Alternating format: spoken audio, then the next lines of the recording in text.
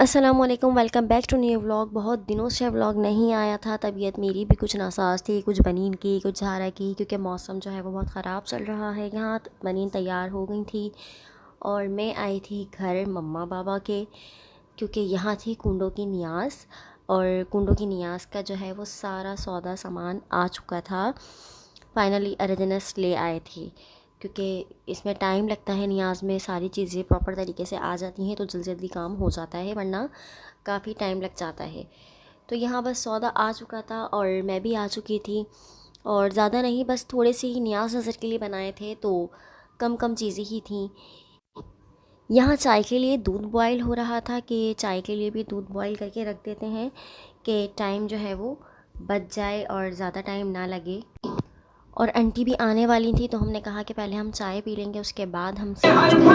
और यहाँ जो ये सॉरी बनीन का आउटफिट निकला हुआ था आज का, उनके कपड़े वगैरह निकाल के और जो है नादिया सुनने लगी, जो कि बैग में चल भी रही है, क्योंकि घर में हमने मतलब मोहम्मद गमत वगैरह लगाई हुई थी, उन्होंने नियाज़ नज़र आई थी, तो इसलिए फिर जो है हमने तैयार किया बच्चों को। और फिर मम्मा ने मुझे यहाँ दूध दे दिया था कि तुमने रात में भी नहीं पिया था और कोताही की थी, क्योंकि मैं रात को लेट नाइट आई थी, तो मैंने फिर दूध दिन में पी लिया था। मैंने कहा चलो अभी दे दें, अभी पी लेती हूँ। यहाँ हम कुंडों की तैयारी कर रहे थे किचन में और इधर उधर। और यहाँ पर जो है ज़ारा और आंटी की बेटी आयज़ल, ये दोनों माशाल्लाह खेल में लगी हुई थी अपने टॉयज़ फैलाकर। और दोनों जो है वो खेल रही थी, फैला रही थी, जो बच्चों का काम होता है ये दोनों वही सब कर रही थी। आंटी आ चुकी थी, तो फिर हम लोगों ने चाय पी थी। ये पप्पा अरेजनस की चाय थी और हम लोग बैठे हुए थे दूसरे रूम में, तो ये मम्मा मेरी, आंटी की और दादी की चाय थी, क्योंकि हम लोग फिर अम्मी के रूम में ही बैठे हुए थे। यहाँ पर ही हम बातें भी कर रहे थे। और आंटी जो है वो आलू की जो तरकारी बनती है कुंडों के साथ, पूरियों के साथ, उसके आलू काट रही थी। आटा मम्मा गूंथ चुकी थी, तो दादी ने जल्दी जल्दी बड़े बड़े पेड़े बना दिए थे टिक्कियों के लिए, कि टिक्कियाँ जो है वो बेलने लग जाऊँ मैं, क्योंकि मम्मा फ्राई करने के लिए खड़ी हो गई थी, आंटी भी खड़ी हुई थी वहीं पर ही, और मैं जो है वो कटिंग कर कर कर दे रही थी। दादी मुझे पेड़े बना कर दे रही थी। इस न्याज में मतलब काफ़ी सारे हाथ लगे हुए होते हैं, क्योंकि बहुत ज़्यादा मेहनत भी लगती है और अलग अलग प्रोसेसेस होते हैं हर काम के। पूरियों का अलग, टिक्कियों का अलग, हलवे का अलग, तरकारी का अलग। जिसके घर में माशाल्लाह नियाज़ होती होगी अल्हम्दुलिल्लाह, तो उन सबको पता ही होगा इस बारे में कि मतलब इस काम में बहुत ज़्यादा टाइम लगता है और हर चीज़ में एक अलग अलग प्रोसेस होता है, जो मतलब बहुत मेहनत वाला होता है। अकेले हाथ से बंदा बहुत मुश्किल से कर पाता है ये, तो इसलिए सब ने मिलजुल कर ही काम किया। और जिसने काम किया, अल्लाह ताला उनको भी मतलब अपने अमान में रखे, इमाम के सदक़े। और जो है यहाँ जो है तैयारी हो रही थी, बस मम्मा फ्राई करने खड़ी हुई थी कि गैस ना चली जाए, क्योंकि पाकिस्तान है, आप सबको पता ही है कि अमूमन लोड शेडिंग गैस की भी होने ही लगी है। यहाँ भी ज़ारा मांग रही थी हमसे कि मुझे भी बेलने के लिए दो, मुझे भी बेलने के लिए दो, लेकिन ये लगी हुई थी। और दादी जो है वो टेस्ट करके बता रही थी कि बस ऐसी है, मीठा सही है, ये है।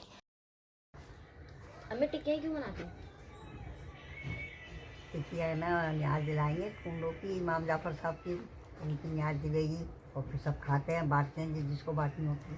अच्छा, ये नियाज मतलब अपनी मर्ज़ी से भी दिला सकते हैं, या जो सिर्फ मानते हैं कुंडे नहीं, वही? मानने वाली भी दिला सकते हैं और अपनी मर्जी से भी दिला सकते हैं।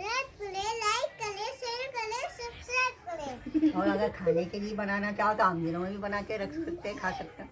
अच्छा, मतलब ज़रूरी नहीं है कि मन्नत की हो।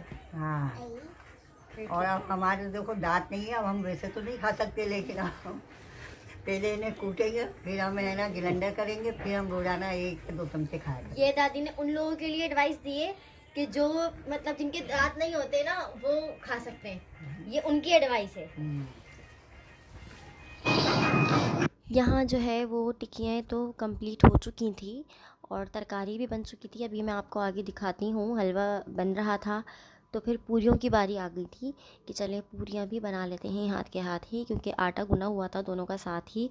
और डर भी लग रहा था कि गैस ना चली जाए, कि काम बीच में रह ना जाए, क्योंकि फिर काम अगर बीच में रह जाता तो कोई यहाँ पर मतलब ऐसी सहूलत नहीं थी मम्मा के घर पे सिलेंडर की या मशीन की, किसी भी चीज़ की, कि बाद में काम हो सकता। यहाँ आंटी हलवा बना रही थी कि बच्चे हलवा मतलब शौक़ से खा लेते हैं पूरियों के साथ।